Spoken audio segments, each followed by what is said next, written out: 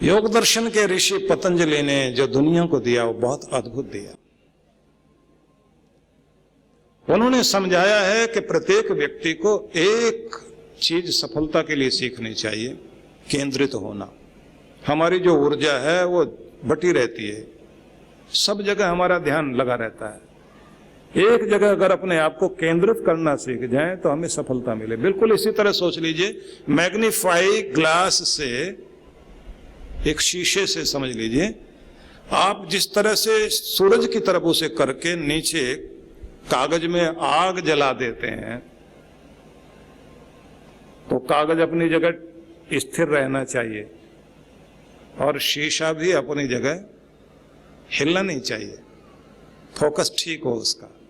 तो सूरज की किरणें उसके अंदर से होकर जब जमीन पर आती हैं, उस कागज पर आती हैं, तो पहले तो उसमें काला काला धब्बा पड़ना शुरू होता है, फिर छेद हो जाता है और थोड़ी देर के अंदर उसके अंदर से अग्नि प्रकट हो जाती है। अगर कोई आदमी अपने मन को इसी तरह से फोकस करना सीख जाए तो जिंदगी में जो पाना चाहता है वो चीजें प्राप्त कर सकता है। ये सबसे बड़ा चमत्कार है। इसलिए बच्चों को भी एक ही चीज सिखाओ कि अपने मन को केंद्रित करना सीखो। जिस चीज को करने बैठे उसमें पूरा मन उसी में तल्लीन कर दें।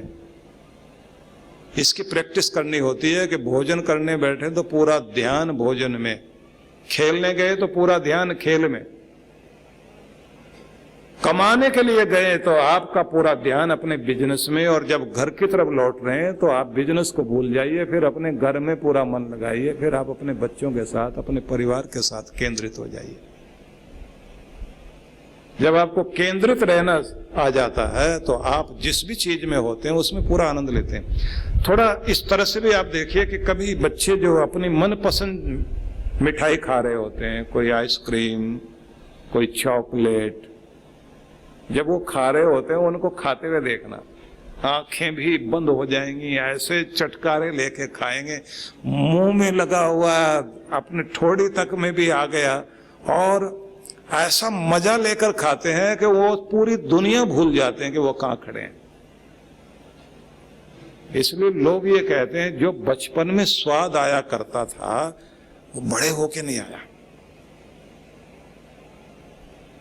कई बुजुर्ग तो ये कह रहे होते हैं कि अपने जमाने में हम लोगों ने जो स्वादिष्ट चीजें देखी, आजकल तो मिठाई में भी स्वाद नहीं है, वैसी चीजें थोड़ी मिलती हैं। असलियत यह है कि हमारी जो जीभ है इसमें 2000 स्वाद कलिका होती है। ये गर्म ठंडा खाते खाते, मिर्च मसाला खाते खाते उम्र के साथ में वो कम होते होते 600 रह जाती हैं। उसके बाद जब आप कोई चीज खाते हैं तो उतना स्वाद नहीं आता, और आप कहते हैं पुराने जमाने में बहुत स्वाद चीजें होती थी।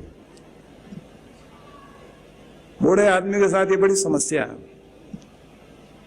और अगर आप प्रकृति के साथ तालमेल मिला करके जिएंगे तो आपकी जीभ भी ठीक रहेगी और आपका स्वाद भी आखिर तक बना रहेगा।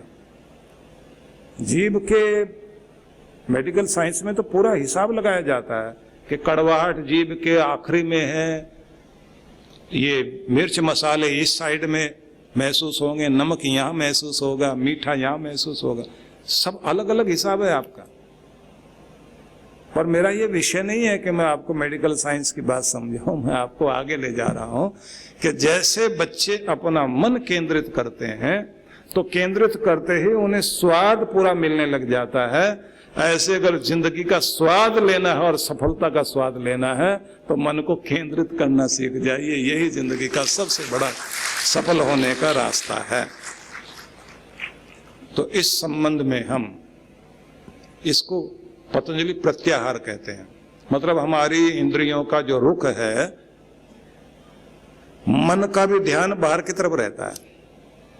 जब आप अंतर्मुखी हो जाएं, इंट्रोवर्ट हो जाएं, क्योंकि हम एक्सट्रोवर्ट रहते हैं, जब हम आंतरिक रूप से केंद्रित रहने लग जाएं, अंदर झांकने लग जाएं, अपने आप में संतुष्ट होने लग जाएं, अपना मन अंदर टिकाना सीख जाएं, तो फिर जिंदगी में ज्यादा स्वाद और ज्यादा आनंद आएगा। इसकी प्रैक्टिस करने के लिए आपको क्या करना है कि कोई भी काम करो पूरा मन उसमें लगाओ। और मजे की बात देखिए कि जब आप पूजा करने बैठते हैं तो भगवान को तिलक लगाते हैं। तिलक में ज्यादातर रोली होती है, मतलब रोली प्रेम, और चावल, चावल को बोलते हैं अक्षत। तो रोली बनती है दो चीजों से, जो पुरानी परंपरा थी, हल्दी चूना, दोनों को मिलाते थे। तो रहीम ने लिखा इस पर, जो हरदी जर्दी तजे, तजे सफेदी चून, प्रीति वही सराहिए, मिले होत रंग दून। वही प्रेम सराहो, जो मिले तो दुगना रंग आ जाए, और मिले तो ऐसे अपनी अपनी मैं और अपनी अपनी पहचान छोड़ दें कि जैसे हल्दी और चूना मिले तो हल्दी ने पीलापन छोड़ दिया और चूने ने अपनी सफेदी छोड़ दी, और दोनों का एक नया रंग पैदा हो गया। वही रंग जो रगों में बहता है, लहू का रंग, जिंदगी देने वाला रंग जो आपके अंदर बह रहा है, ये प्रेम का रंग है। तो उस रोली को, उस रंग को भगवान को अर्पित करते हैं कि ये मेरा प्रेम है, ये मेरी श्रद्धा है। और अक्षत, अक्षत मतलब वो चावल जो बिना टूटे हैं, क्षत नहीं है, बिना टूटे, वो प्रतीक है अखंड मन का। मैं अपना प्रेम और अपने मन की अखंडता तुम्हें सौंपता हूं। मतलब आप कह रहे होते हैं कि मैं पूरे मन से आपकी भक्ति में संलग्न हूं, आधा अधूरा नहीं आया हूं, पूरा होकर आया हूं, इसलिए चावल पूरे लगाता हुआ कह रहा हूं, मेरा मन पूरा आपका है। क्योंकि कृष्ण यही मांगते हैं, मन मना भव, मेरे मन वाले हो जाओ।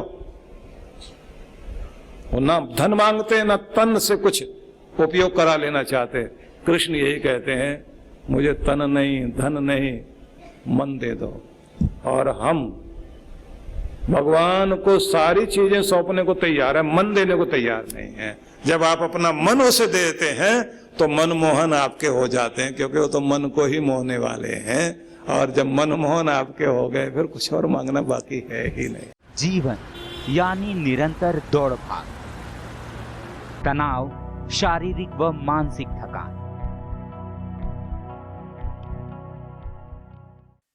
कुछ सुकून के पल हम सबको चाहिए, ऐसा सुकून जो हमें ताकत, स्फूर्ति और आंतरिक शांति से भर दे। ध्यान यानी मेडिटेशन एक ऐसा माध्यम है जिसके द्वारा मन को चैन, शांति और सुकून मिलता है। और अगर ये ध्यान प्रकृति की गोद में किसी सुरम्य और शीतल स्थान पर हो तो क्या कहने। आइए परम पूज्य सुधांशु जी महाराज और आदरणीय डॉक्टर अर्चिका दीदी के शुभ नेतृत्व में सीखें ध्यान की कुछ अद्भुत विधियां, जो न सिर्फ शरीर को शक्ति प्रदान करेंगी बल्कि आंतरिक शांति से भर देंगी। एक सुंदर अवसर है 5 दिवसीय ध्यान शिविरों में भाग लेने का, जिनका आयोजन 19 से 29 मई तक होगा, और साथ ही 16 दिवसीय लघु चंद्रायण तप में भाग लेने का, जिसका आयोजन 31 मई से 14 जून तक होगा।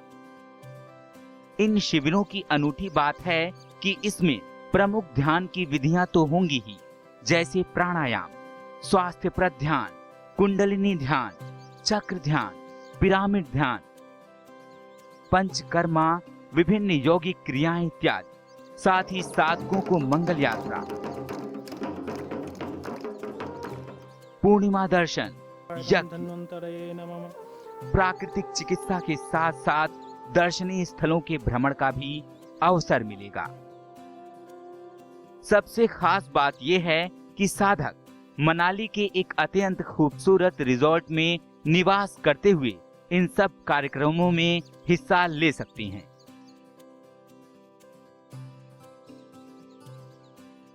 तो आइए परम पूज्य गुरुदेव और डॉक्टर अर्चिका दीदी के साथ मनाली चलें, पहाड़ों पर कुछ दिन बिताएं, ध्यान की विधियां सीखें और पाएं एक तनाव रहित मन, स्वस्थ तन, आत्मविश्वास और सबसे बढ़ के आंतरिक शांति और सुकून।